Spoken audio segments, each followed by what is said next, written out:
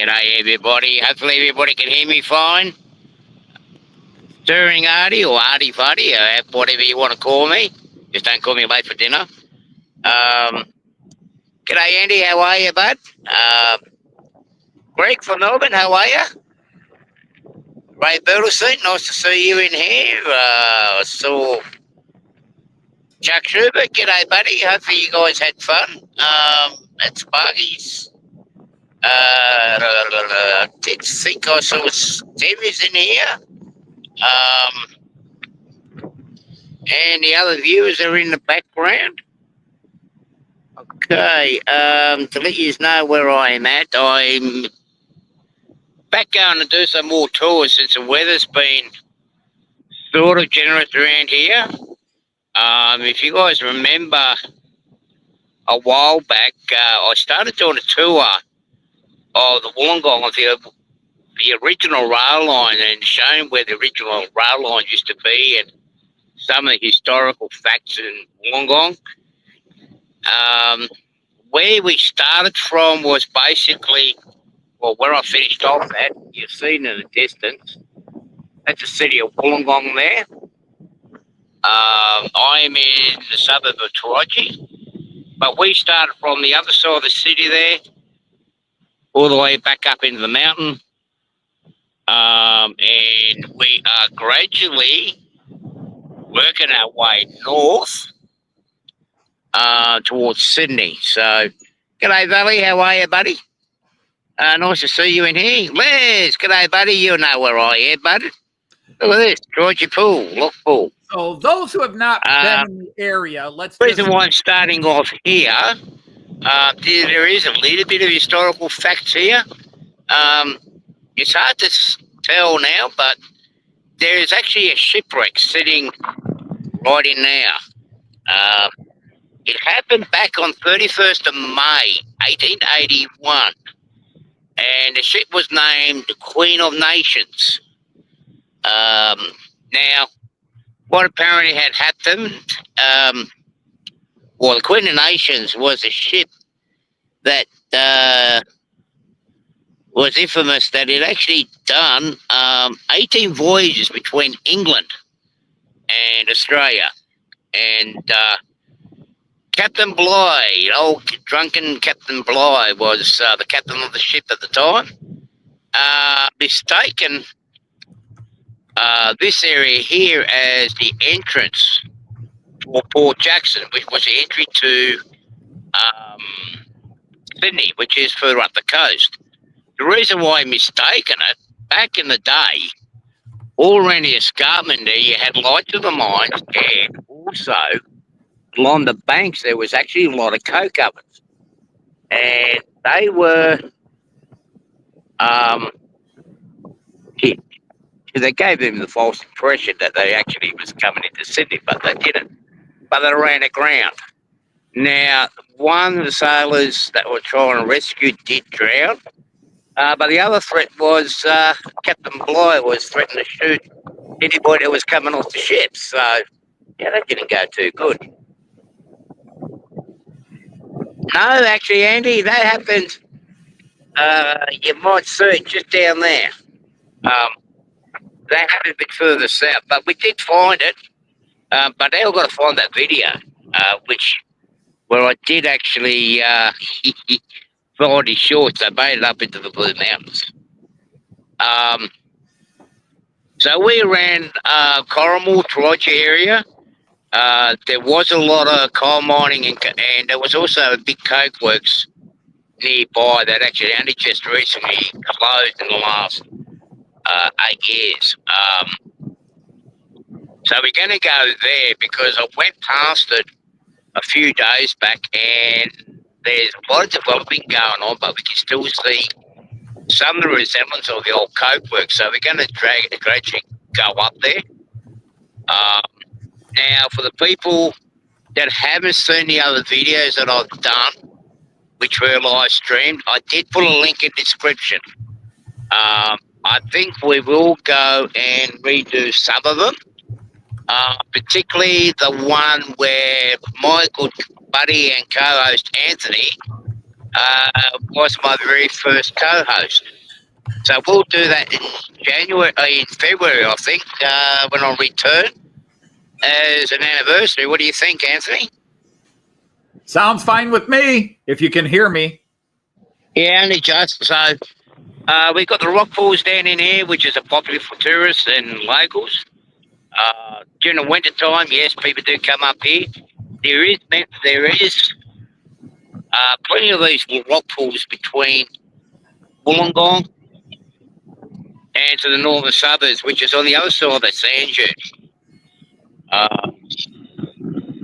Believe it or not, excuse me, believe it or not, I actually just lived not far from there where that big mound of sand is over there. I lived right around the corner from that.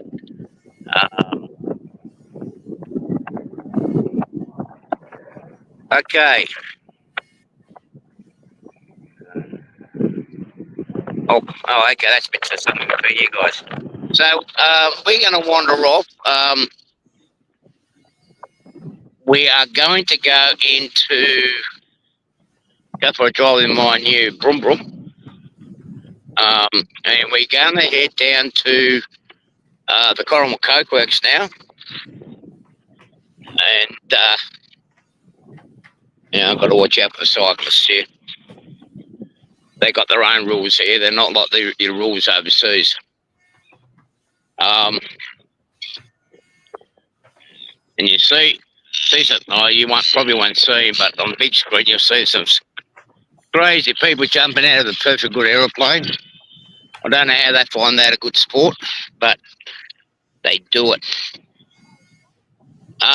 Now, just to revise, Wollongong was known for its coal mining, which export a lot of coal locally and internationally, particularly over into the UK in the early days. There's still coal mining here. Majority of the coal now is for metallurgical purposes. There's still a little bit of steaming coal for power stations coming from here.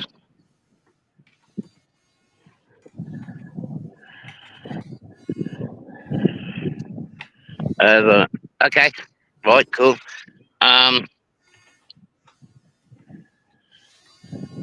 The bin chickens, there's plenty of them around here. Right, there's plenty of those bin chickens here.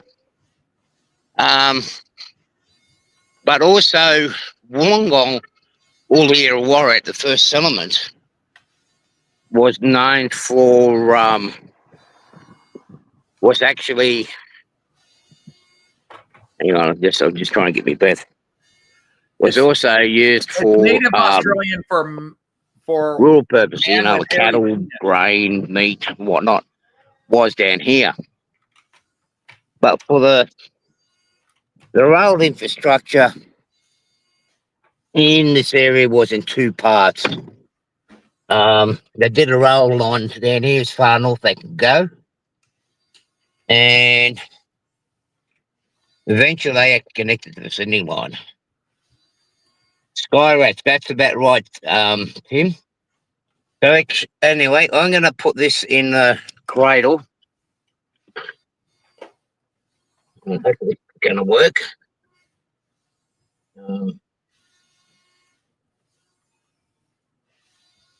And we're going to go to the Coral Coke Works.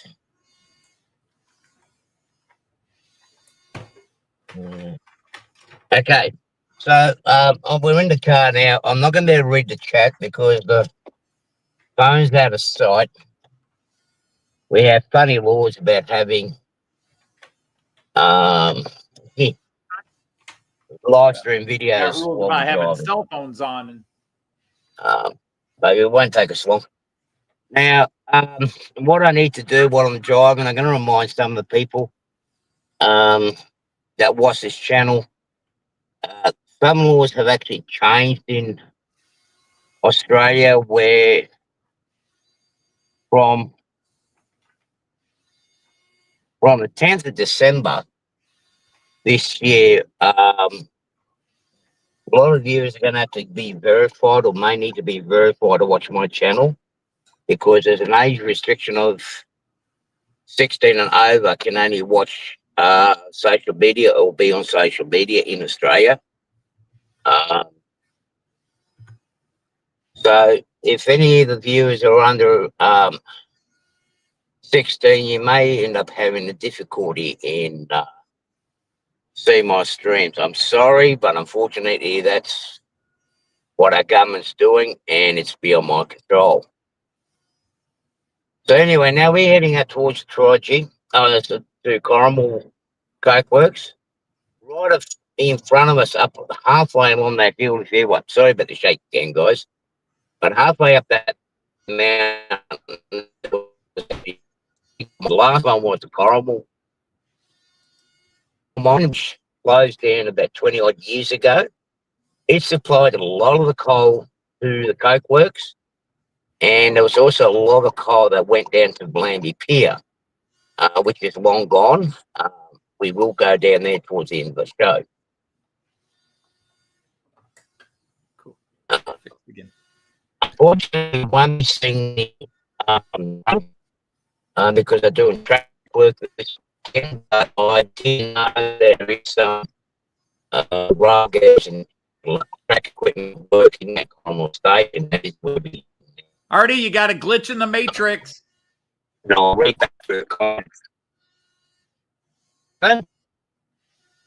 Your voice is breaking up. It sounds like you're being molested by R2D2 and C3PO. All right. And you're when I start resetting, come back. Freezing up. I mean, this is typical if you're trying to do this while moving. Okay. What I'll do is when I stop, I'll reset myself.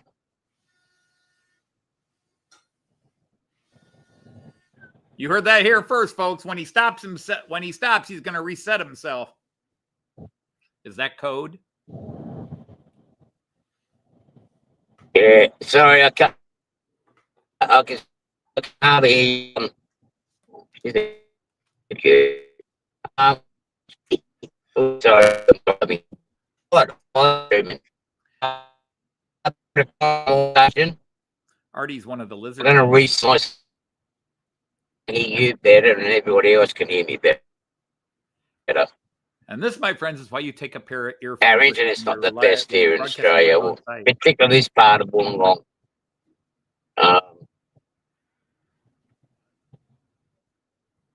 Okay. I didn't ask if it was to code, Les. I asked if it was code. That's a phrase meaning, is what you're saying really meaning something else? And now somebody's playing ping pong.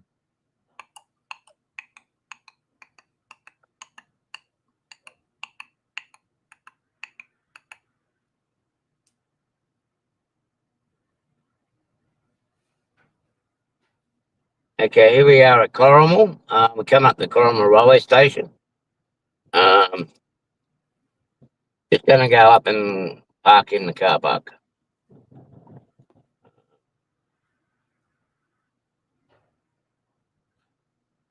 We are hearing from our producers on site that Artie is, in fact, alive and well, but because of the possum DNA that they infused him with years ago, a loud noise made him play dead.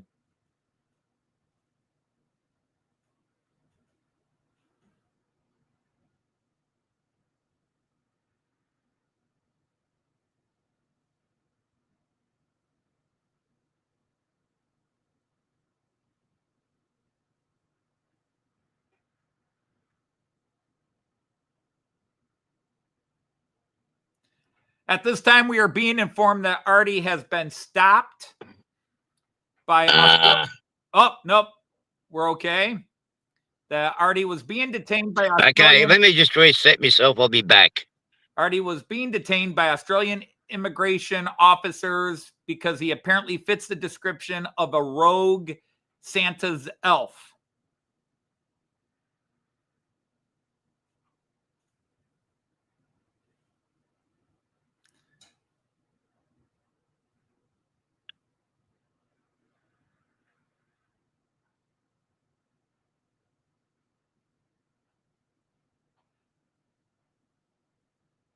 Artie is now trying to explain why he pulled out what he did when the officers asked him if he had any toys on him. The first officer is explaining that's not the kind of toys they meant.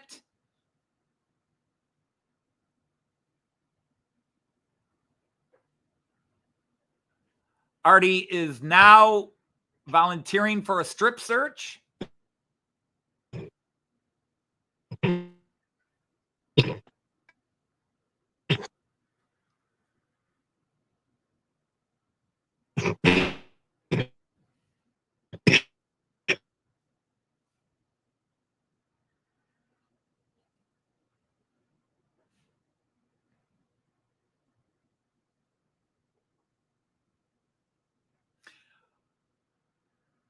Cameramen have now been able to go inside Artie's mind. We are now currently seeing what Artie is thinking.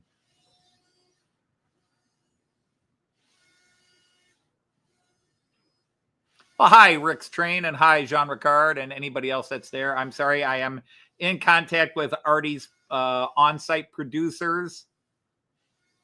Things are getting a little sketchy.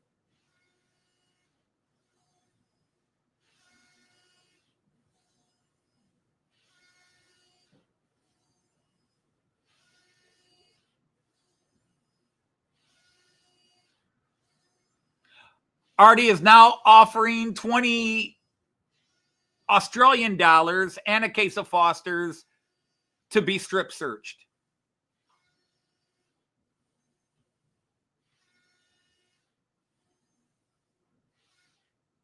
One of the officers just vomited.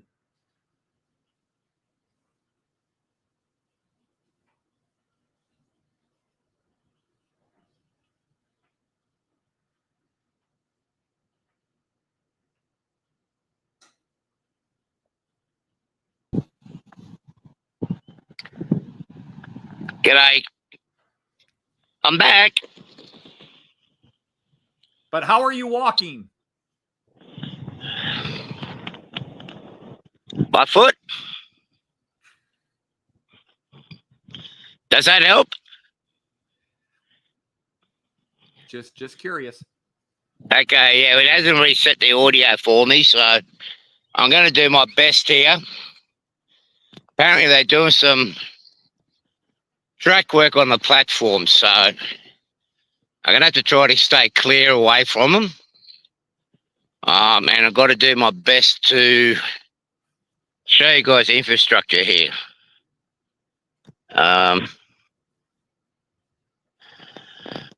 So what was going on before I got, what I was out of, no, We got a peek into the dark recesses of your mind. oh shit, okay, well that's a problem. Yeah, but it's okay, Artie. You may not have brought your earbuds, but fortunately your on-site producers have been keeping me up to date and informed with what's going on with you. And we've lost. Awesome. Okay. Oh man, this is going to be frustrating. All right. So we're at Cornwall Station. Where I just walked through here, this originally here used to be the station master's house. But conveniently it got burnt down.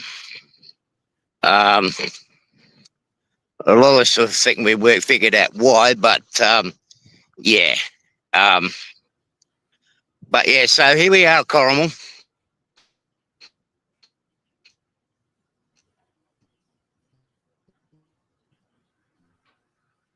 Uh-oh. I don't know if you can hear me, Artie. You just froze again.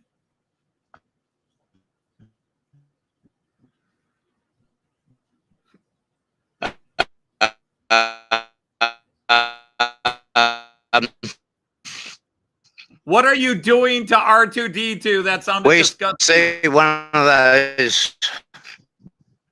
It's one stack still remaining.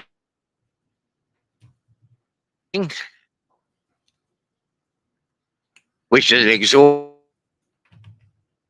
stack. There used to be the Coke Works. I saw that.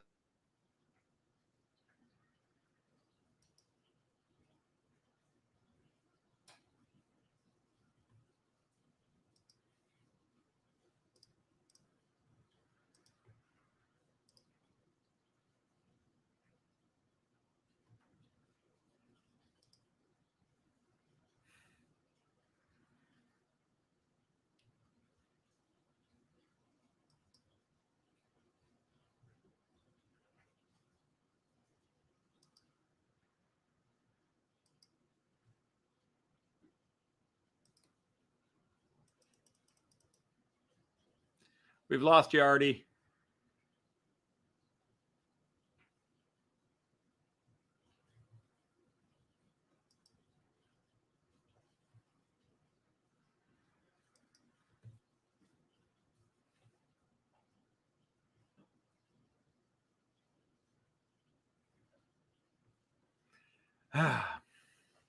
Well,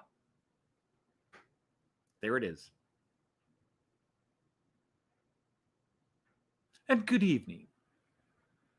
Not your usual good evening that you get from most shows and co-hosts, but a special good evening from me to you. As Artie tries to find himself,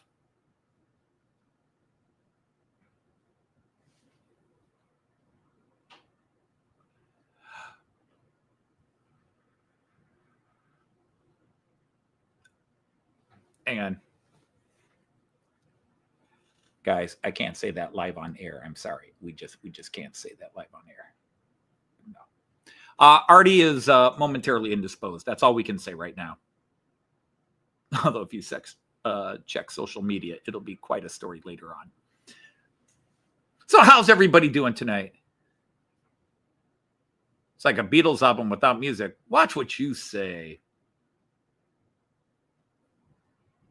Especially on the 24th anniversary since George Harrison passed away 24 years ago today. Today has been an up and down day here stateside. My football team won the big game today. Are you there? Can you hear me? Can you hear me now? Can you hear me now? Yeah, I hear you better now. You're Bloody back. Google. Well, you froze up walking down the sidewalk there. Yeah. Must be one of them days. Oh, that's right. It's your birthday this weekend too. It's Hot Dog Pilot Andy's birthday this weekend. Well, it was the 29th. George Harrison died November 29, 2001. I remember because I had was coaching a basketball game, and actually I didn't coach that basketball game because I showed up. My team was 4-0. I showed up to practice and or to a game. My team had practiced the night before, and I showed up to find out I had been suspended pending firing, all because I refused to go along with their game to fire the head varsity coach. I was coaching the 9th grade team, and so first they offered me the job. I said, no, I'm not going to stab the coach in the back. And then a day later, they said, well, fine, then you're going down with her. And so, yeah, I came home and found out George Harrison had died as well. It was a really shitty day. Anyhow, sorry, this is your show. Take over. No, it's fine. Oh, it's all right. The AI's got to do some talking now. Oh, God. Okay. Okay. So here we are at conversation. What I was going to one of the two things I was going to show you, I'm not going to be able to show too much because there's workers on the line here. going to see if I can get up a bit where I'm not going to videotape the film the workers. But over on beyond the tree line there is actually old coke works that was actually put in place back in the late 1800s. It recently closed. When did it close? It closed in about 15, 16 years ago.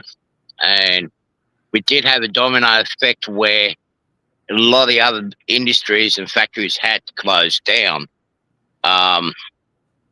Now, the coke works here, the significance of the coke works, it was one of the cleanest coke works in Australia, even cleaner than the steel coke works and the steelworks, the BHP down the road. It actually reused and recycled a lot of the gases and that it actually produced.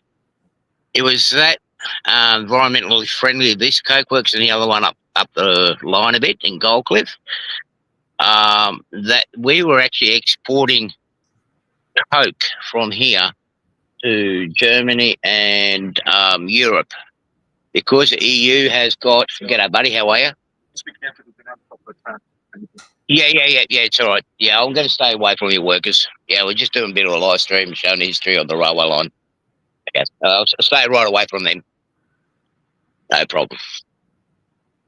See, no problem. You know, you talk to them nicely, and you got no issues here. The only thing that's still, we're going to go over closer towards the gates, and I can actually show you guys where everything used to be in the coke works since it's opened up.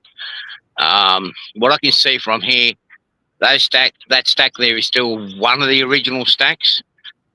Just beyond the crew, which I'm not going to go up there, I'm going to stay right away from.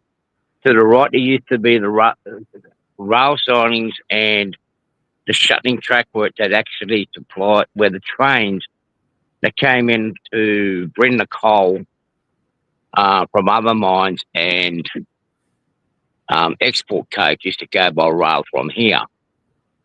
There was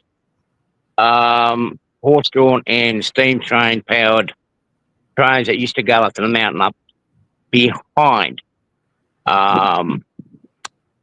One of my late friends and modelers in the area, John Garrity, he actually did a working model of it. I don't know if he actually had finished the model, but it was actually very, very interesting. G'day, Steve. How are you, buddy? One of the places I lived was just up around the corner, and yes, I've got a good view of the line.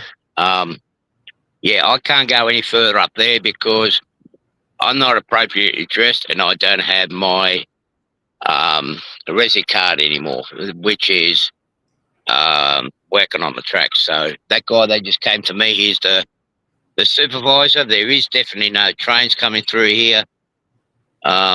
Station platform has, well, the station buildings itself has changed. But the platforms itself is still part of the original system. The platform on that side there is the first original platform. There used to be a single line here till about 1910, 1920. This was all still a single line.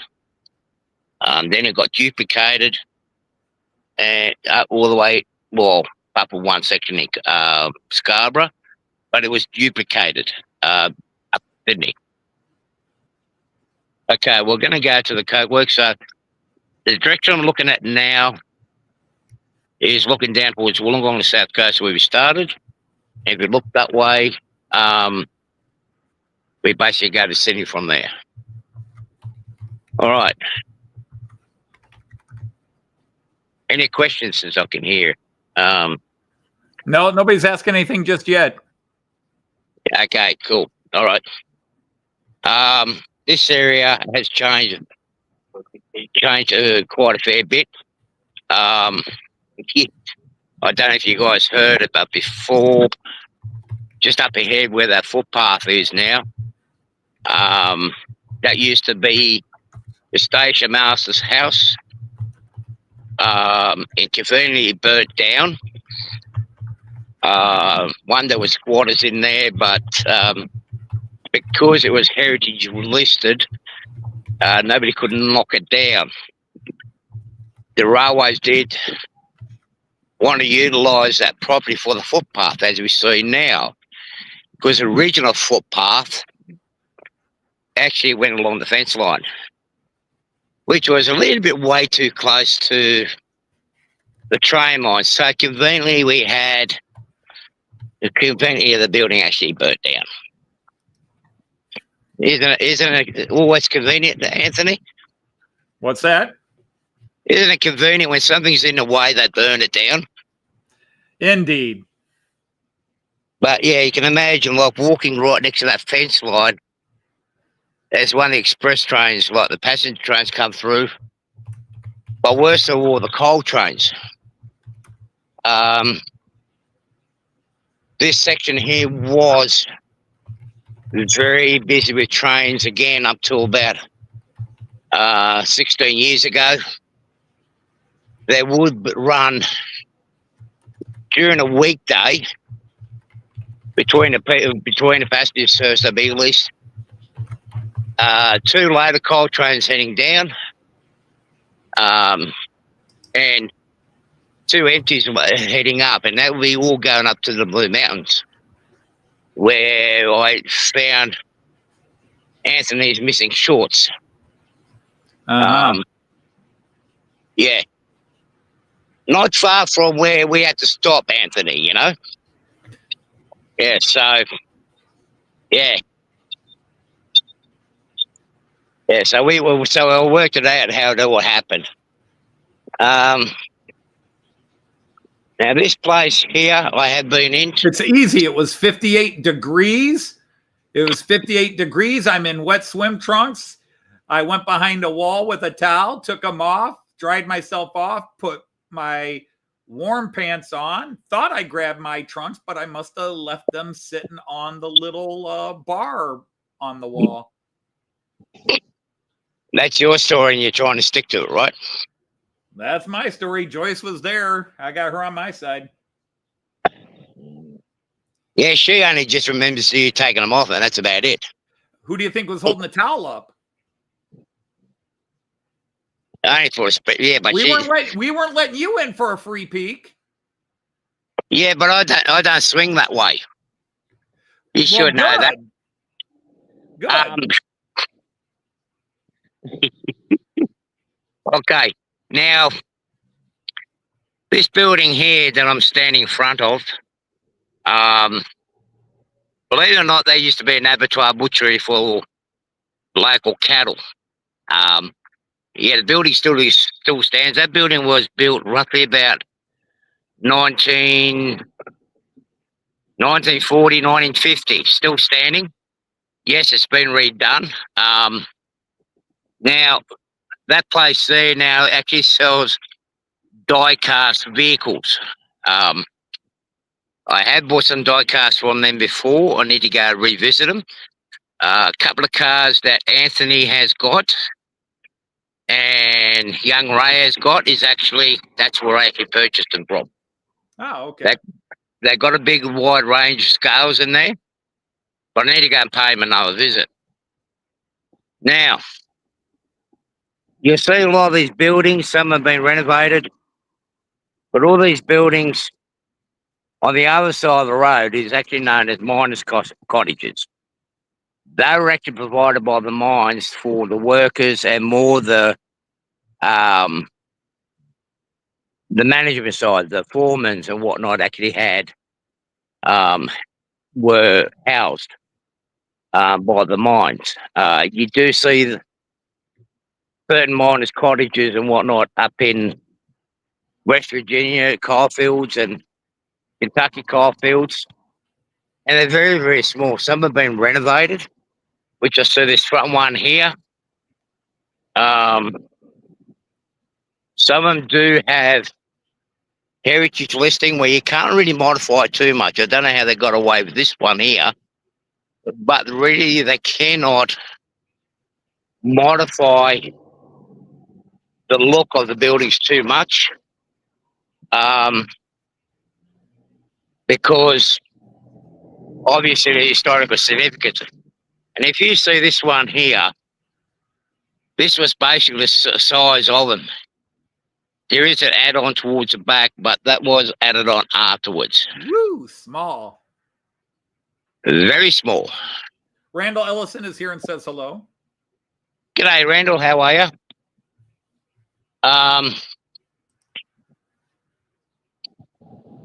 So a lot of these smaller ones, well, as I said, they're restricted on what they can do. Before the heritage list did come up, you end up getting houses like this built on the sites. That one there was a big manager's house. I've actually been in that house.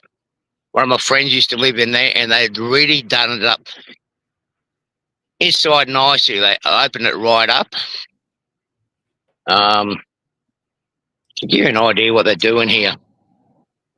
So this is the housing estate that they're actually building here on the Coke Works site, and I'm glad they're retaining something of the history of this Coke Works. They did try to retain the actual old Coke ovens and restore them into them like a boutique cafe or what you call them, little restaurants. But apparently, because the materials that's inside and the Coke ovens, they couldn't do it. That's how I'm mainly doing. G'day, Jason. How are you? Hey, Jason. They are definitely upside down, Jason. Yeah. So to the Coke Works for the road traffic, because rail operation into this Coke Works ceased roughly about 78, 79 is when the rail services, about 79 is when the rail services actually ceased operation in and out of the Coke Works. So they all started coming in by road. This here used to be the main entrance. We'll go later on down to the other driveway, which was the exit. So I'm going to try to do this because I'm not out in there. So towards the left, where those trees are, that's where the ovens used to go, all the way up to that stack. In front of us here, where this big hole is, that they had. That's where they loaded and unloaded the coal trains. They'd load the trains with coke there, and up in the hillside there, which I'll go in a better spot in a moment.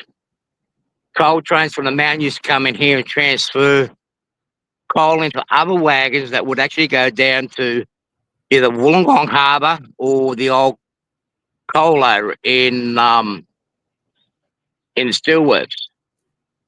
Now, in this ground also, they retained a lot of the byproducts that came out from when they cooked the coal. Some of the byproducts is tar, benzene, and some gases, and they actually stored and reused it in the coke processing. When we end up having an issue with a couple of coal mines here in the late 90s, they started experimenting with different coals. And yes, it got a little bit smelly. The police department used to come in here, use these coke works to melt down contraband like the weed. And of course, a lot of people started getting headaches and nauseous and spinning heads because it was getting burnt. And even some of the old firearms that was burnt, that had to be destroyed, were brought in here. As you can see, with that digging where they are there now, there was hardly any seepage, which you get from most places where they have the benzene and coal products and everything else. But still, it's a big cleanup. Let me walk down. Let me walk down to where the exit was, and let me check out some of these other comments.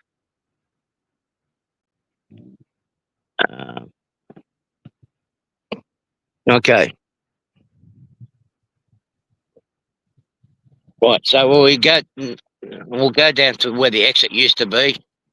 This used to be the car park entrance here, where all the workers used to go in and out of course. Where those high rises are, that used to be the Coromel East Club. That was one of two big icons in this area that suffered with the closure of the coke works. When the coke works was closed, basically a lot of the money and patrons that used to go in there stopped travelling in there, and there also used to be a clothing factory, which we will go to later, which was known as King G. Even it shut down after the coke works closed completely. So when an industry shuts down, it's not just the workers in the industry, in that factory, that loses jobs. It's all the other people affiliated around and the community suffers at the same time. Now that house there isn't an old mining cottage, but this one is. But as you can see, this one here, which used to belong to one of my friends, is one of the bigger ones. And that would have been the manager's house, alongside with this one here. So we'll walk down to the exit because I know it was better, easier viewing from down here. I'm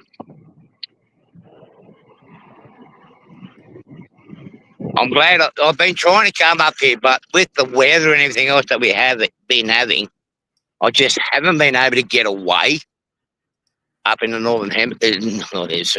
the northern suburbs.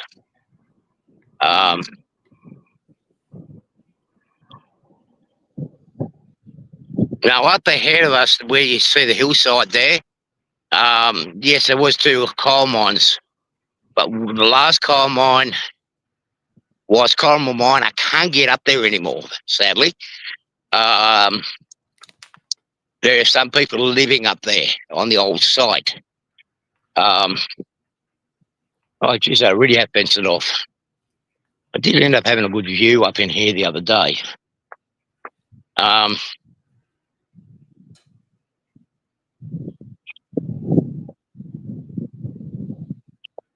the coal mine used to basically sit directly as we're looking about where my finger is.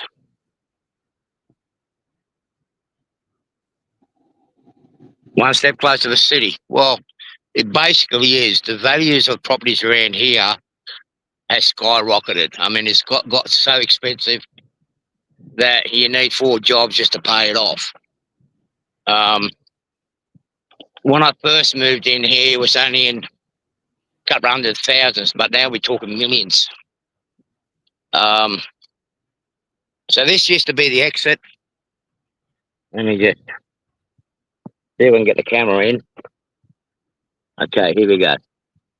So where they're digging in here, that used to be the wash bay, and the big bins were up in here that they load the coke with. In the distance, where you see the white tarpaulins and the dumpies, that used to be the coke stockpile. Even including where that white temporary workshop is, that used to be the stockpile. There was a railway line that came in through there, that came down off the mountain. Now, where that stack is, you still see the old sheds. That's where the raw coal used to be brought in and dumped. And with not conveyors, with shuttle cars, the coal will be dumped into the coke ovens. Now, the coke ovens that was here wasn't quite the honeycomb ones, but it was the next stage up from the honeycomb coke ovens. Honeycomb ones are basically like a little mud hut. The coke ovens that was here, they're basically like an arch building, a lot more modernised. So all you left in the property values. Thanks, Steve. I love you too, buddy.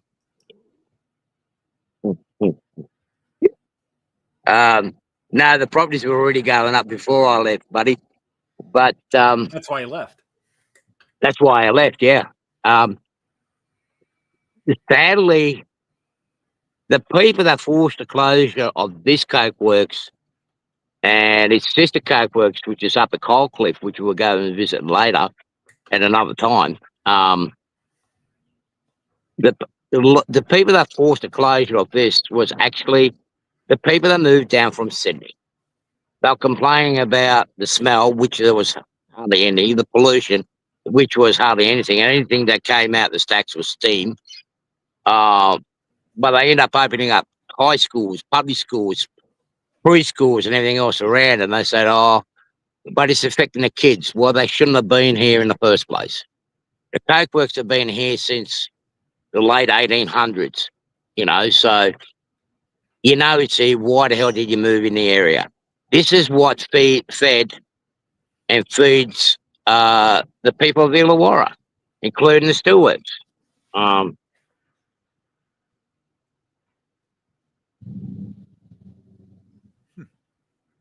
No, if we have a tornado here, Jason, we are going to be in a lot of trouble.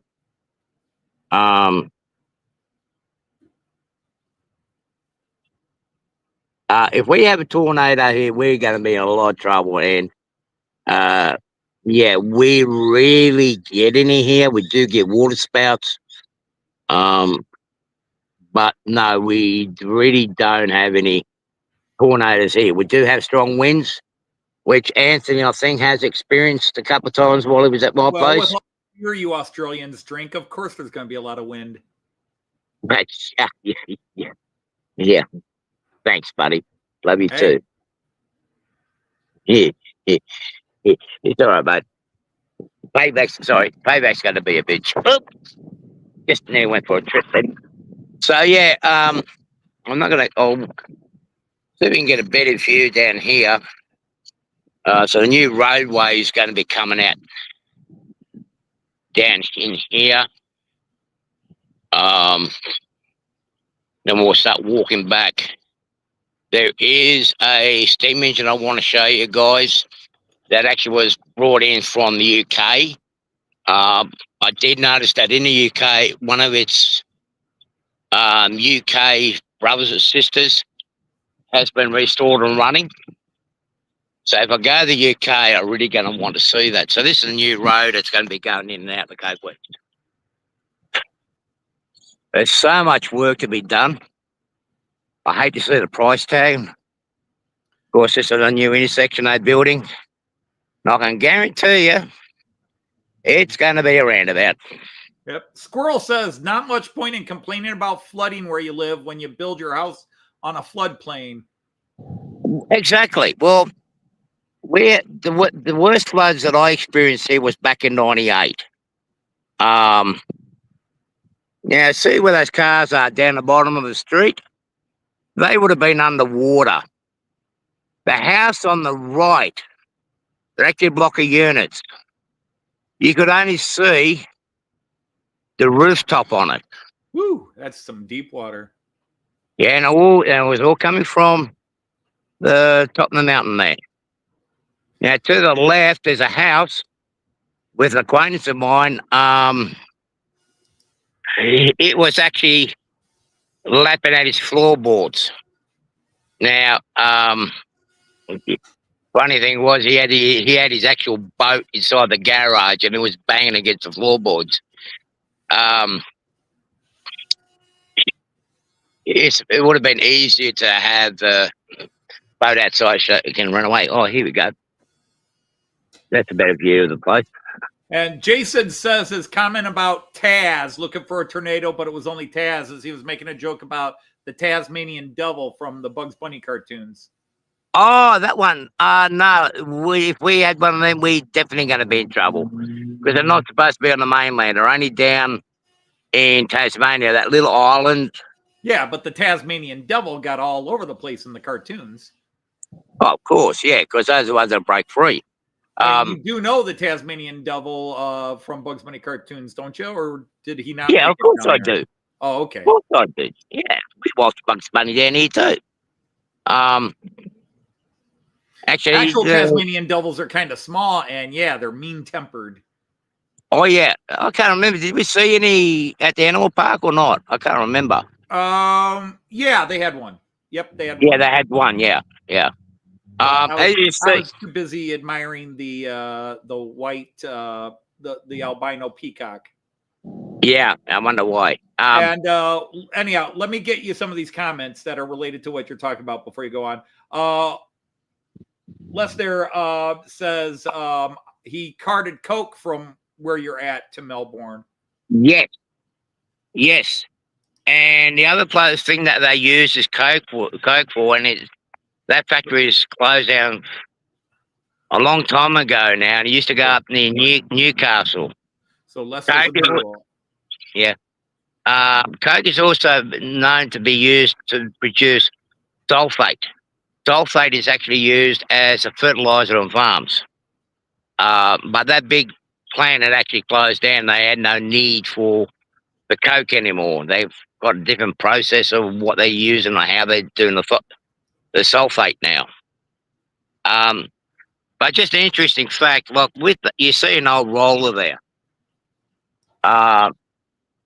They are still come to an advantage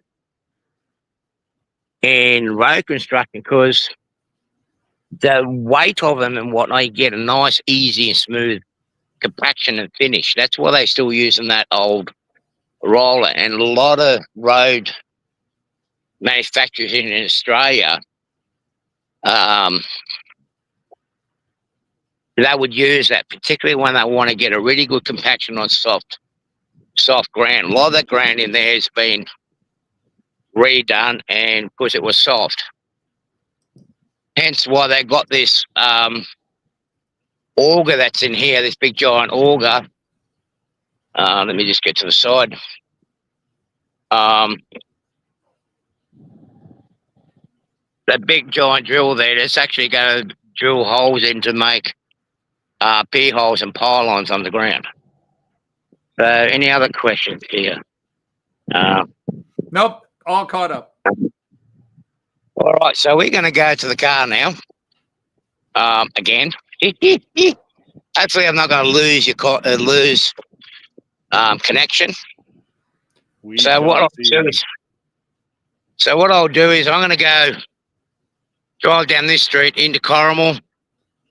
Hopefully, you guys can get a glimpse of the old steam engine that used to work at the old coal mine, where we're going to stop at the entrance to visit it, down to Blamby, and I'm going to finish off at what used to be known as the Blamby Pier, which is Wollongong. Yeah, we just don't want you getting into any sticky situations while you're in Carmel. Okay. No, there's no donut shops there, sorry. So I shouldn't be in too much trouble then, eh? But then again, it's the northern suburbs. Things have changed. Things have changed a hell of a lot. People have changed. But it is, and was a really nice area. There was a lot of blue collar workers up here. But now the blue collar workers are outnumbered by the white collar workers from Sydney. It's convenient for the people to work from Sydney. Between here and Sydney by train, it's only about an hour's drive.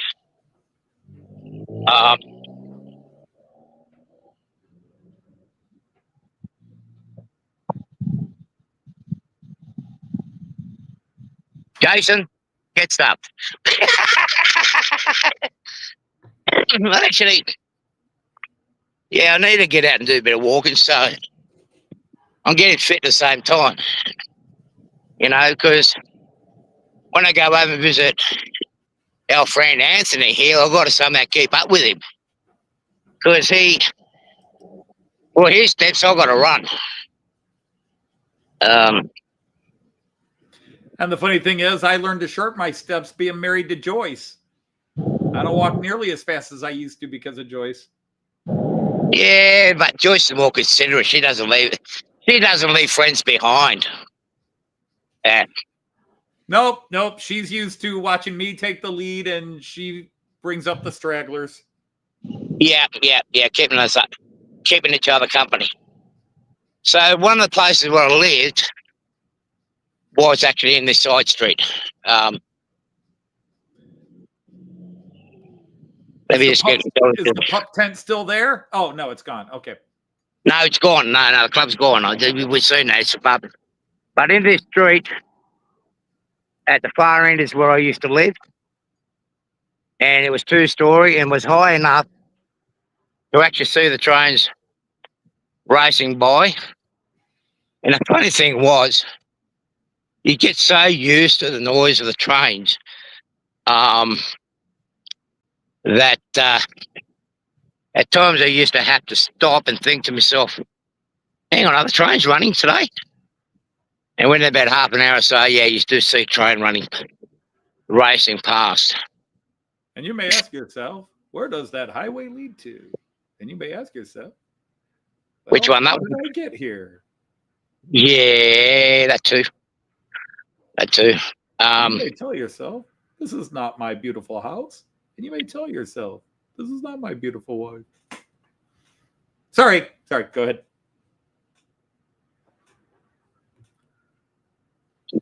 Yeah. And Artie gets, what's that? When Artie says get stuffed, what do I mean? It's like being handed a medal. Oh, it's an award. Yeah. It's a peak. What's Wes saying? Charlie, who you and Anthony met at your place, he grew up in the station master's house. The footpath in the middle of what was the house. Well, the house used to be,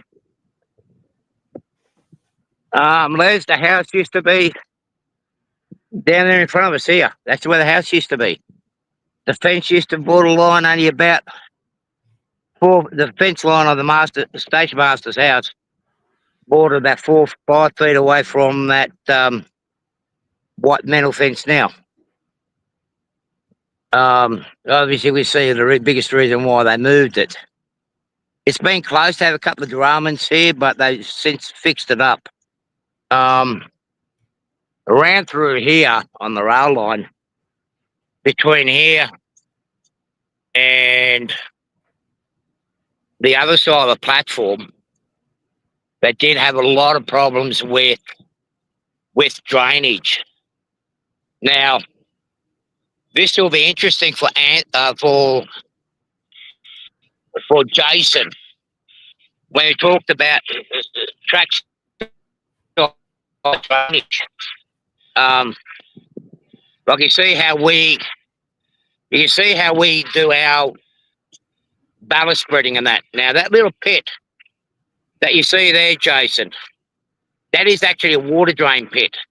We've actually got a soaking hose and a drainage system that runs in the middle of the tracks, as well as what we've got on the side. But we do actually have a drainage system in the middle of our tracks on a dual track system to take away the water from the rail. So yeah, we do things differently. But I noticed that in Europe, they do the same thing. So that's where this idea came from. And believe it or not, it works pretty well. Now, these guys that are here are a new bunch. Fleur used to do a lot of work, but now it's John Holland. They've got the company. They've got the contract. Used to be an American company called Fleur that used to work down this region. Every 5 to 6 years or every 4 years, tenders come up to do the railway project or the rail maintenance. All our rail maintenance, except for the emergency ones, the real urgent ones, all railway work or repairs, maintenance gets done on weekends. They would have shut this job down at midnight Friday, and the line has to reopen by 1 o'clock tomorrow morning or Monday morning, our time.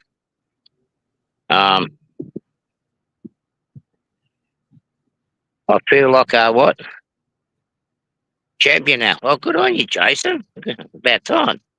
Well, he's referencing getting the get stuffed insult, which Andy then said was like winning a medal. So now he feels like a champion because he's won a medal. Yeah, what he has. Yeah. No. It is true.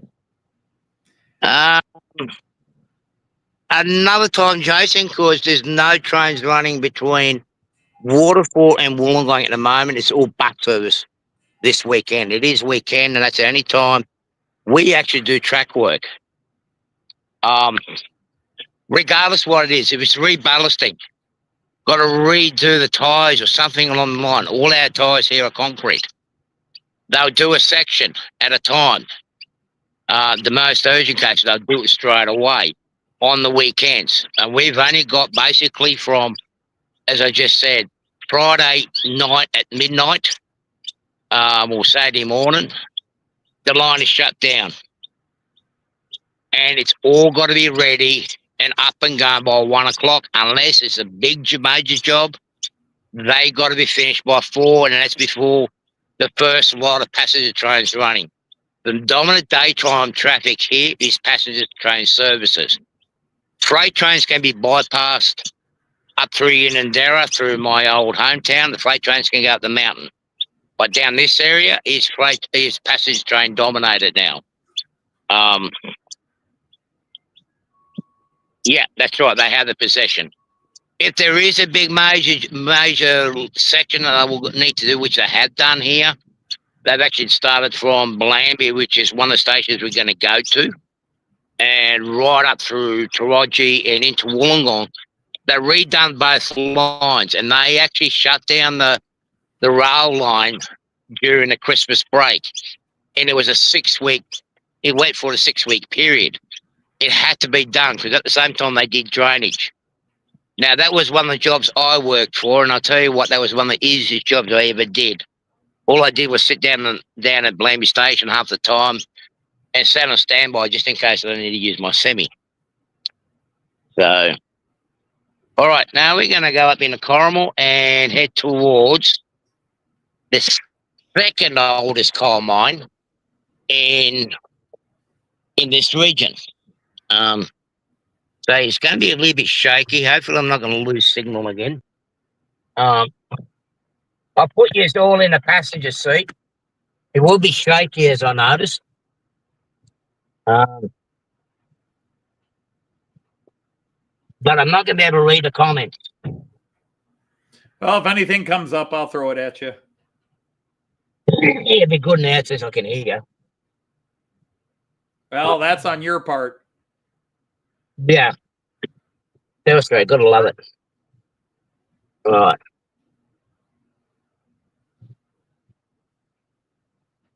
But I have train spotted on this. And here we go. And down at Blamby.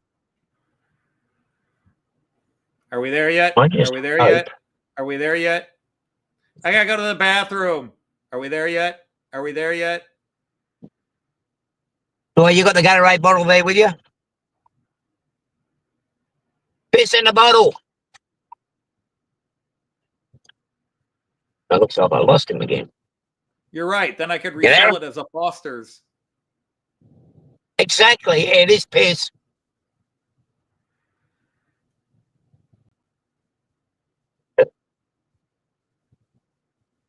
Yeah. There's dip here. So, yeah, there's definitely a roundabout coming up in here. It's not orange barrels. Now, as you can imagine, this house on the right, that was pretty much, you only saw the roof of it. Artie wonders why everywhere he's going, they keep saying Dippin' Road. No, there wasn't dip there. That was actually a good section of road there. It was surprising how many cars are actually dug out. There is a drain there on my right. It was amazing how many cars they actually salvaged that came from up the stream. So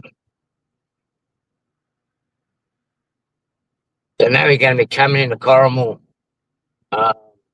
shopping centre, which is one of the bigger shopping centres in the northern suburbs. Oh, we've got another development going on to the left. Steve wants to know if we can stop for ice cream. Uncle Artie, can we stop for ice cream? Well, you're too bloody late, Steve. Well, I had the ice cream van when I started It's off. not too late. He's in the car with us. There could be an ice cream shop somewhere. Oh, look, there's a sale at Penny's. Yeah, there you go. Wait. So, we got the Coronel pub on my left, which is the oldest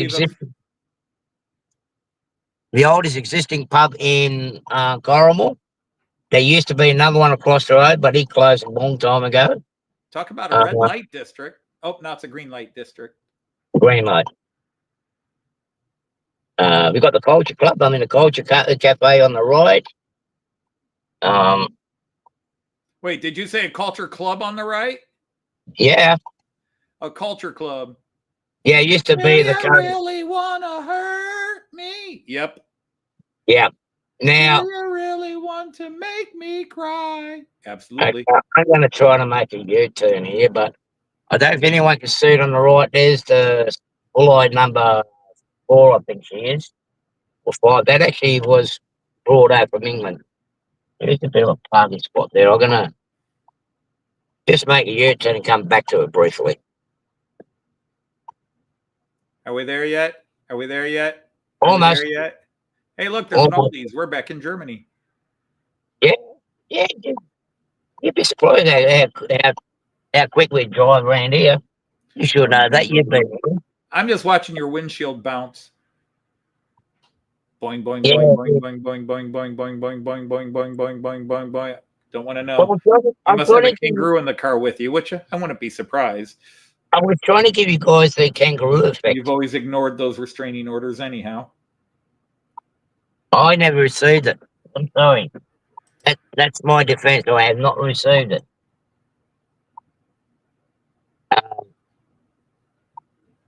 Yeah. Actually, I worked on this side here on the corner.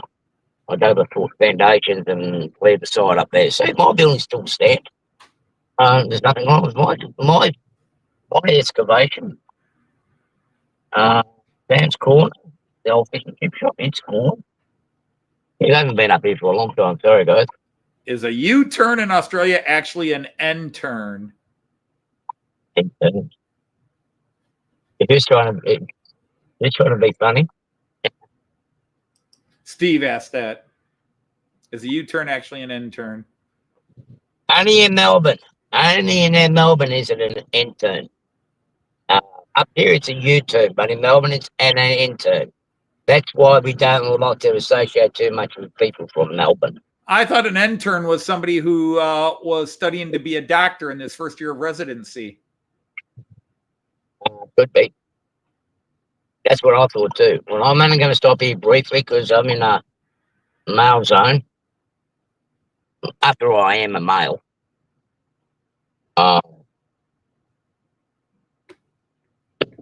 Where's the hazard lights on? So we just quickly have a look at the steam engine and we'll get going out of here. Because I'm illegally parked. And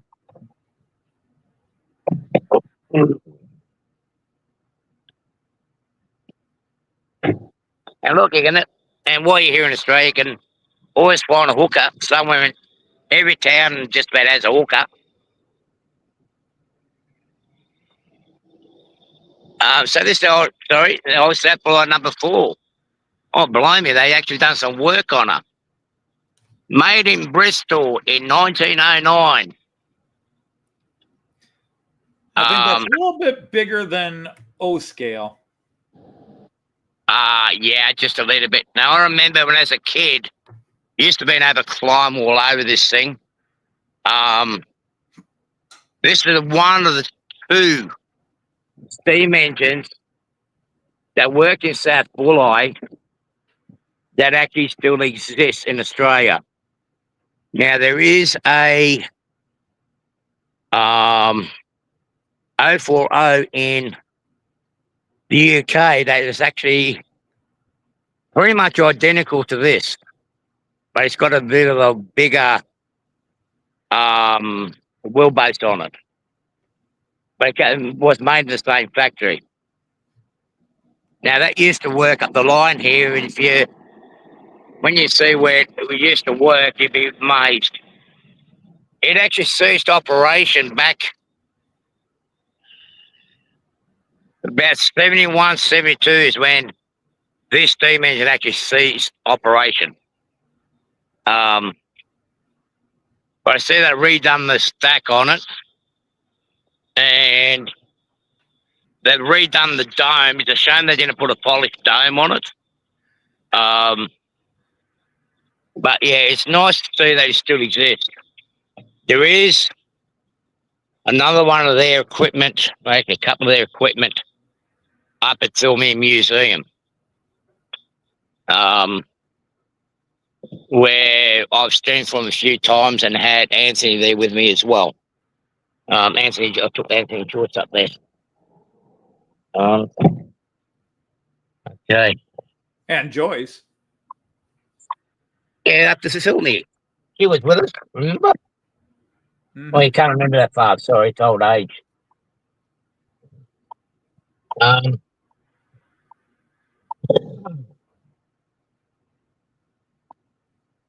Actually, the problem with who wanted ice cream? It was Steve, wasn't it? Yeah. Well, actually, I think everybody in the car wants ice cream. Oh, do they now? What do you say, kids? Yeah, I want ice cream. I want ice cream too. Well, I'm going to show you what happened to what's become this. It was one of the biggest. It is now one of the biggest ice cream makers in the world. Even the guy in the boot wants ice cream. He shouldn't be yelling. Oh, I'm sorry. We're not supposed to talk about that one live on air. Yeah, no, I thought I strangled him. He shouldn't be yelling anyway. Now there is a company that started off here in Corrimal. All right. Good night, hot dog pilot Andy. Andy is saying good night. Good night, Andy. Have a good night, mate. I'm glad that you were able to see that steam engine. Getting thirsty. Now, one of the biggest ice cream manufacturers worldwide today is called Streets Ice Cream. You'll find them all around the world, including Europe, United States. Now, the company was created and founded in this town in Corrimal. And I'll show you where it was actually, where the factory used to be. It's just out here to my right.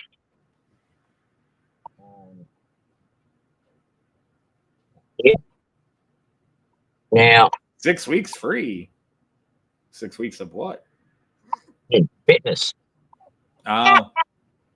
6 weeks free fitness. Yeah. I just stuck out for a sec.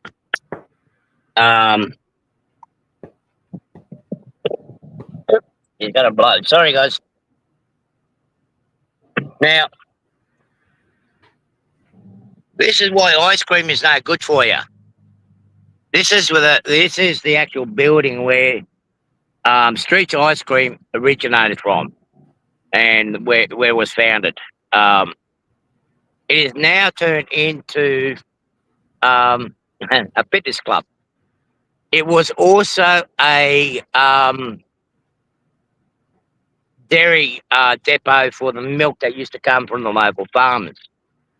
Now, along this road where I'm standing on now, if you go across this roadway here, where this intersection is, this actually originally, half of this used to be a natural rail line that supplied the coke from up the mountain and down in the coke works.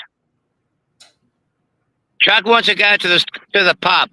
Sorry, the pub is closed for renovation, so we'll see if Blamby pub's busy. So yeah, this is where Streets Ice Cream is, where it originated from. Uh-huh. I think we're feeling a little ripped off.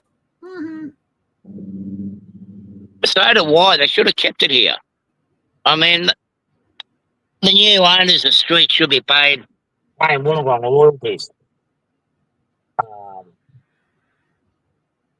But it's still good to know that It's probably like it's like you, Anthony. You know, when we saw that Dodge up at Katoomba, knowing that is from your family heritage, but driving around and finding something that's became big that come from your hometown in, say, like what I was in Innsbruck in Middle Austria. I mean, it gives you a bit of a bug. Right. Now we're going to go to South Wollongong Colliery, which is where that plain steam engine was, where she spent a lot of her time. It is the second oldest coal mine in this region.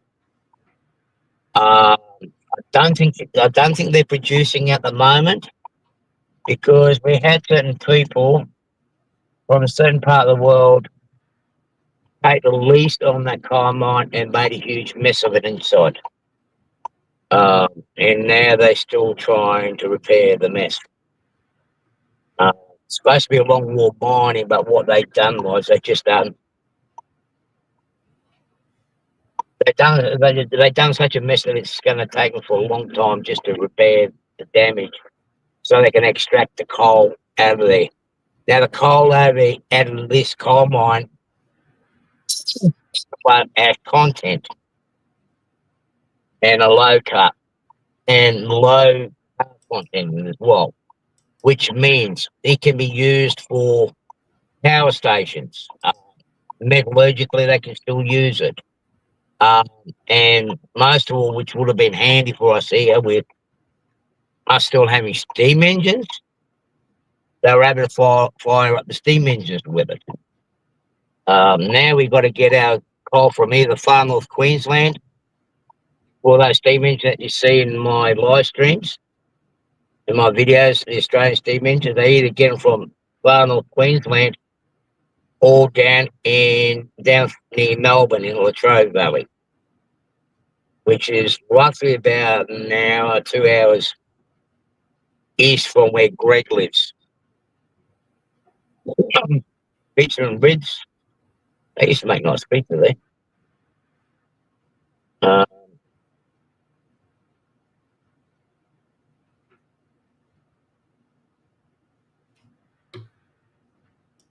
This is one of the areas where I felt like that I missed bringing you and Joyce out to me. What's that?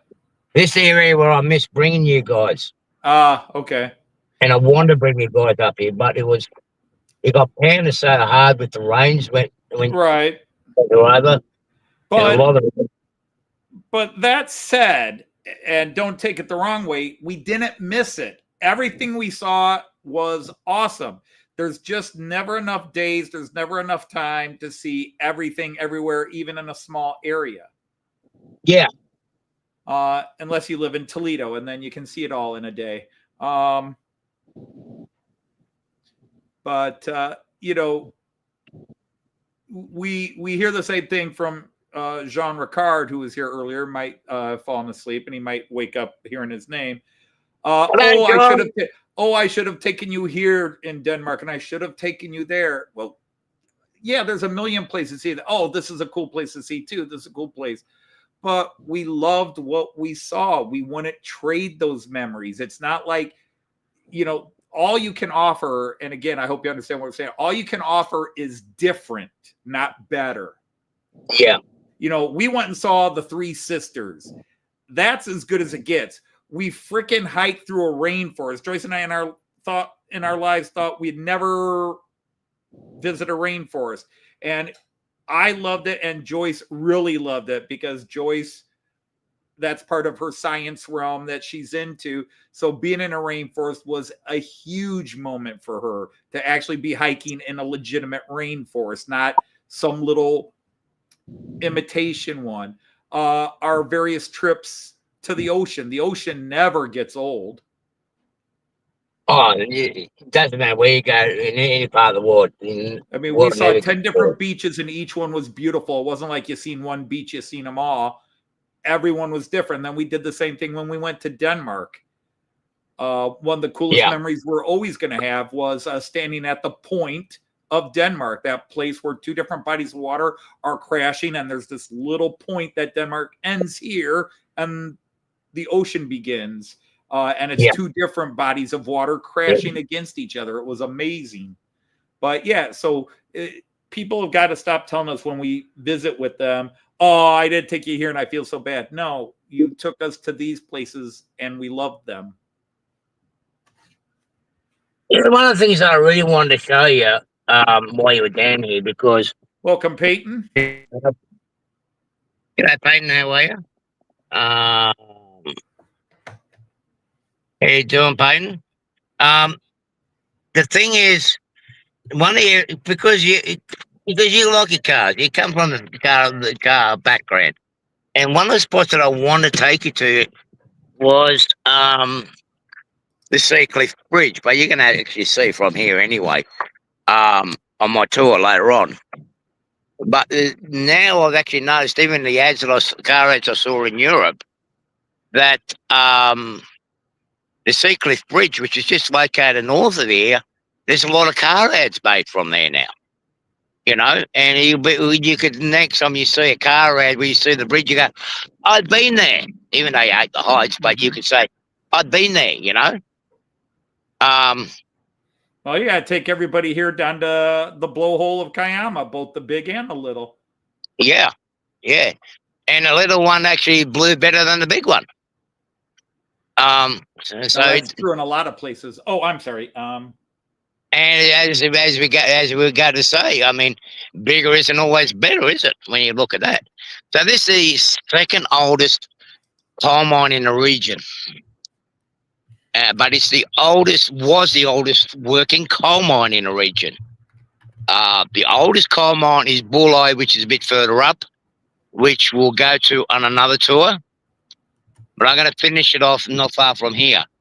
So basically, the road was put in here after they ceased rail operation. Now, in the paddock next to us here, near that sound barrier wall, and down along through here, there used to be a siding. You can still see what's left of one of the coal wagons. Right? Now, the rail line used to come down through here and used to go straight down that road, which is called Bellambi Lane. Now, the existing road is the 1.5 lanes on your right. That was the actual regional roadway. The 2 lanes that you see on my side, that was the rail line that used to take you down to the, you can't see from here, but there's the main Sydney Wollongong rail line is just in the distance. That used to be a big junction where the coal from here would go into Coromel Coke Works, down to Wollongong Harbour, including Port Kembla coal loader. Now, there's one of the old, where they started doing longmore mining. There's one of the machines that still exists that came from under the coal mine. They actually had a couple of them. Now, Bulleye Mine closed, I think it was late 70s or somewhere in the 80s, mid-80s, I think it was. There was a big explosion, a big fire in that coal mine. There were several miners killed, but there was also many miners that were never retrieved. They weren't able to retrieve it.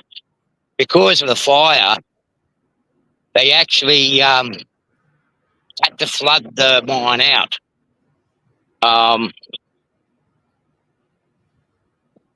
So unfortunately, the guys were in too. Now, we are going to go down to here. So this shows you how old this one is. 1797. A part of a shipwrecked sailor discovered coal in the region. So that goes to show you how far back they've been mining coal from here. And you see the big chunks. Now, all these old rail cars that you see here actually went down into Corrimal Coke Works as well, and they worked on a conveyor system, a sling system. A lot of the lines that were up towards the old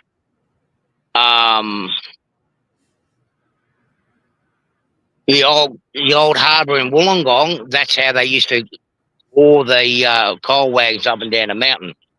But they also used horses. Horses were used a lot. Now this one is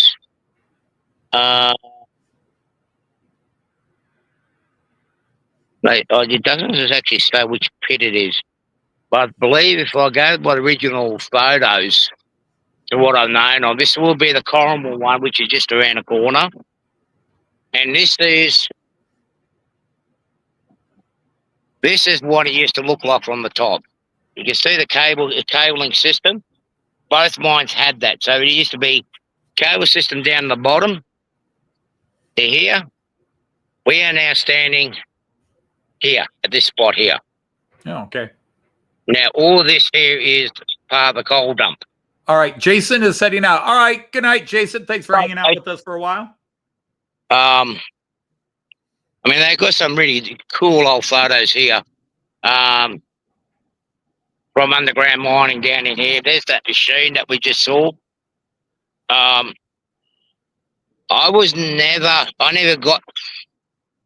got as close as the entrance to this coal mine, but never actually went inside of it. And here you see the old coal wagons that you actually went down the jetty and down into the steelworks. And yeah, you used to have young boys that were in there. The mouth of the tunnel was established in 1887.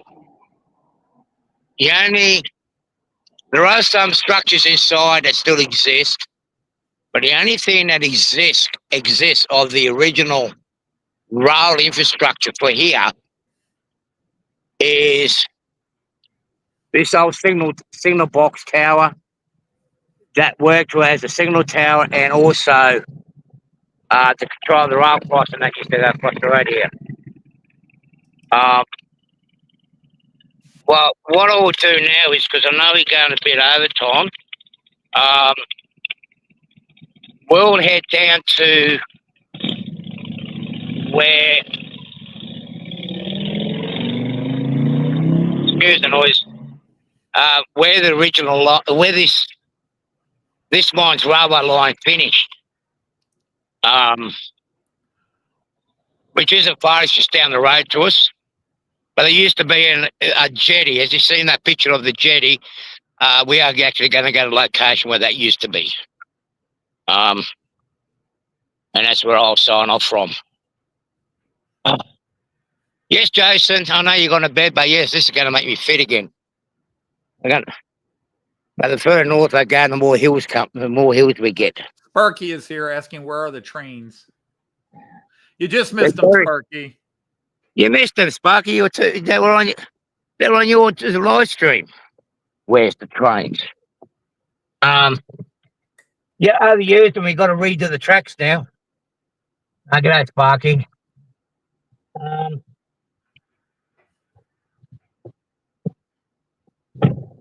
Okay, so now we're going to go down to Blaby Point, where this rail line he actually finished off at. It was part of the actual mine. So some of the road that I'll be travelling on was part of the original railway line. Obviously, it's gone. But this used to be the rail sidings where they used to. Oh, we've got the kangaroo back again. Sorry, guys.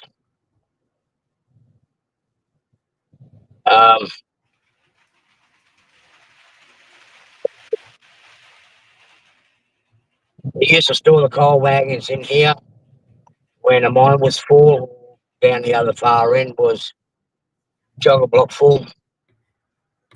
At the days when they finished it, just on the other side of these railway lights, the railway traffic lights, sorry, was left of the old yards.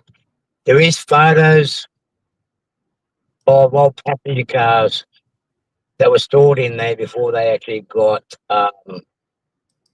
scrapped. The Blamby pub, which would be up near the corner, is the 5th oldest existing pub in the region. That is the one significant thing about that pub is it's still in its original, or close to its original form and looks on the outside, where it hasn't been altered. Yes, it has been fixed up, with age, with everything else, it needs to be tidied up, but this is the 4th or 5th oldest pub in the region that still exists in this original state. To the left of me, there was between here and a place called Wollongong, which is the next station up, which is roughly about a mile and a half up the road.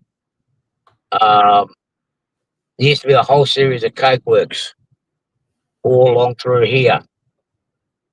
The coal that they used from in here was a combination of the coal from Bulleye and other mines a bit further up north. So where you see the Bunnings warehouse on the left, that used to be a rail yard. Up here on the right, that's the old hot dog. Hot dogs, anybody? What's that? No hot Hot dogs? dog? Oh, he's gone to bed. So this used to be a dog course over here. Clothing factory on the left, that closed down after coke works did.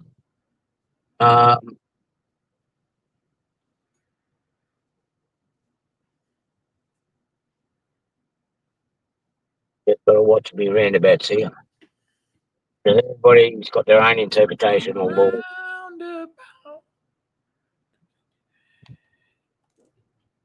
So I'm just going to stop here at this corner for a minute. A corner on a roundabout? Yeah. You can't have a corner. You can't have a corner on a roundabout. Let me just pull up in here. If it's round, it can't have a corner. Come on, man. Everybody knows this. Yeah, but of course Australia will make it. Australia keeps telling you guys, hold our beer. We're going to show you we can do things differently. Okay, now. Right after they create all the wins you're having. Exactly. Yeah. Now, this footpath here, this is part of the regional line. I cannot go further down because there's a creek down there. But the rail line actually used to go through here. If we follow the footpath, we'll get to the other side of where that footpath goes to. But this is a part of the South Bulleye rail line. I've got to get out of here without hitting anything.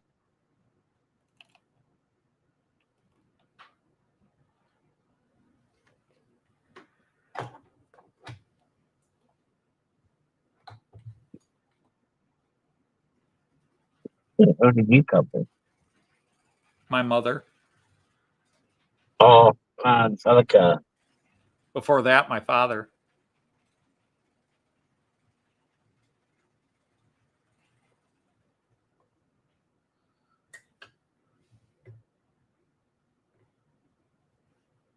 Right.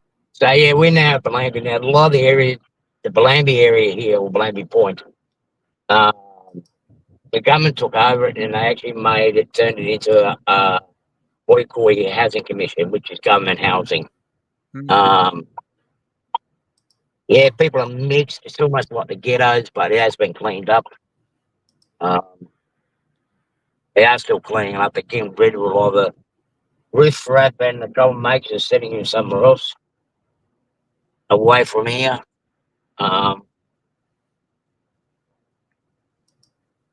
But yeah, this is basically, it is what it is, basically.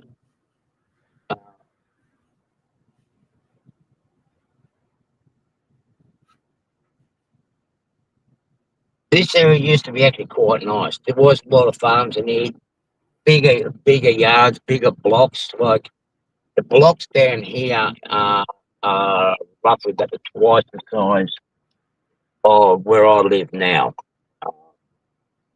But there was a lot of farming. There was a lot of agriculture here. There was a lot of dairy farming up here. That was the biggest thing up here was dairy farming. And of course, it fed uh, Wollongong and most of not Wollongong, Sydney. Most of the original produce all came from down this region. Before the rail line went all the way up Sydney, it used to be actually shipped from Wollongong Harbour up into Sydney, up by near where the Opera House is today. Just on the other side of the Opera, where the big park is at the Opera House. Anthony and I and Joyce, I took them to that spot. That's where they actually had a lot of this freight coming in and out. Now it's so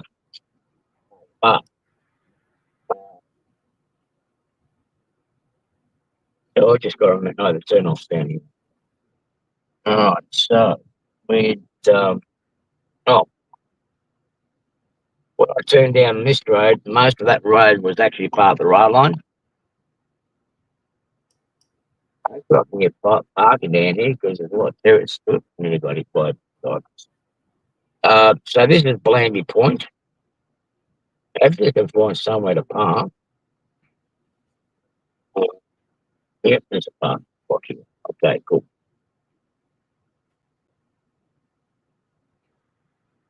I've got an ice cream van here. So who was it that wanted ice cream? No, no smoothies. No, there's no ice cream. Okay. So a lot of this here is actually was part of the Wollongong mine. Or that Wollongong mine, should I say. Wollongong had its own pier, which was a bit further up. Which will go on our next adventure. All right. So here we are at the landing. The rail line actually used to come down. Where you see all those cars and that down the side there. The rail line used to swoop up around through here, where I'm standing, work our way around to basically where the rock formation is up on the other side. That's where they actually had the jetty where they actually loaded the tall ships. A lot of the coal that used to go from here again used to go to either Sydney to power the power stations in Sydney, not far from where we stayed. And then also they done a lot of export to the UK in the earlier days. Don't quote me on when they stopped shipping it from here, but I believe it would have been somewhere in the 60s, late 60s when they stopped shipping it out of here. But yeah, as you can see, a lot has changed. But yeah, a lot of the mines, there was mines scattered all along the coastline there. There was another three more jetties, two jetties that I know of up along the escarpment. Up in the distance, you see the headlands. Sydney's just around the corner. All those headlands there, that's the National Park. That divides Wollongong to Sydney. My next tour on my next stream will be starting a bit further up the line, around about where my finger is pointing there now, which is the old Wollongong mine, which is one of the oldest, which would be the oldest mine here in this region here, the oldest coal mine. Even though it's not operating, but that was the first coal mine in this region to be opened. And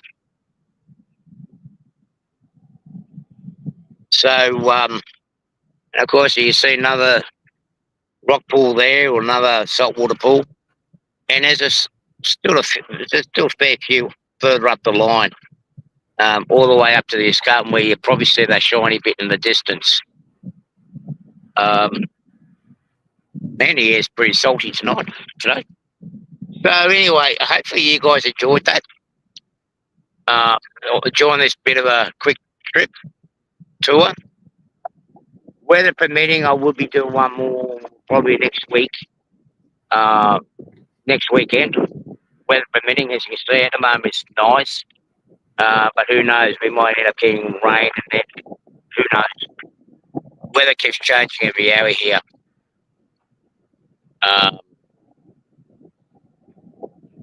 So, any other questions? No questions. Nope. Everybody's just saying hi, Sparky, and pointing out that you're at a really big river. Yeah, look at that, eh? Trying to swim to the other side of the river. I'll just fly on the other side and wait for the wannabe swimmers to swim the other side of this river. But yeah, again, thank you. Hopefully you guys enjoyed it. Thanks for joining me. Just a quick reminder again to some viewers. From the 10th of December, I don't know how it's going to affect us here, or affect you, the folks over the other side of my stream. The Australian government's got some sort of restriction now they actually have got a restriction on minors under the age of 16, and if your account hasn't been verified, you may possibly not be able to watch my streams. I don't know if you can or can't, because my stream originates from Australia, unfortunately. We'll just have to try it out. But I know there's some like Peyton Roll fans and whatnot. Sorry, guys. I just got to follow or do what Google and our government does. Yeah, mine's always been set that way, so it shouldn't affect. It might keep away a couple of trolls, but to be honest, most of the kids that they're trying to block, their accounts already are aged over 16. You know, you got 16-year-olds, but their accounts say they're 25, you know. Yeah. Well, we're going to see what happens. I know there's been a lot of talk about it amongst other channels here in Australia, not just railway related, but there was other channels that have been saying the same thing. Hey, hello, Grandpa Rails, and we're getting ready to G'day, sign off here. JD. So, if you guys try to join us, see me after the 10th and you can't get in, that's probably that will guarantee that's what will be the issue. I am not blocking anyone. For me to block anyone, you're gonna have to do something extremely bad that will affect me and people around me. As Anthony knows, I'm just like Anthony. We don't block people unless it's absolutely necessary. I've only blocked 2 people since I started, getting close to 5 years now. Yeah, I think I've got 2, maybe 3 blocked, but that's it. Yeah, I won't block you again, I'm an Australian stream. If I'm overseas in the United States or in Europe, because they got different ruling, and of course they know where you stream from today. That's again a different situation. But ladies and gentlemen, boys and girls, and cats and dogs and rabbits, and turtles and seagulls, thank you very much for all your support in this period. So next weekend, weather permitting, we're starting with those Norfolk pine leaves in the distance. What else is in here? Sparky, mine is set up that way. It doesn't. Yeah. I might have to do it. I'm gonna have to see, Sparky, what I got to do. I haven't got nothing officially in my email account, but I think it's more Google. It's got to do it there myself. No, it's just what you do when you upload, and you can even preset it so it's always uploaded that way. You can go into your page settings, yeah, and you just mark it up, and yep. Well, fortunately, YouTube only gives us 18 and over, so right. Well, that would cover the 16 and over. Yeah, so I might have to go and do that. I just got to cover my back because I know we don't normally talk politics, but this this idea is absolutely crap what they're doing in here. I can understand one way why they're doing it. But yeah, our government really, really utterly sucks. And with that note, I will see you guys all next week. Everybody stay safe All right. and have fun. And Anthony, thank you very much. Good night. Good night, folks. Okay, good night, boys. Okay, what did I do then?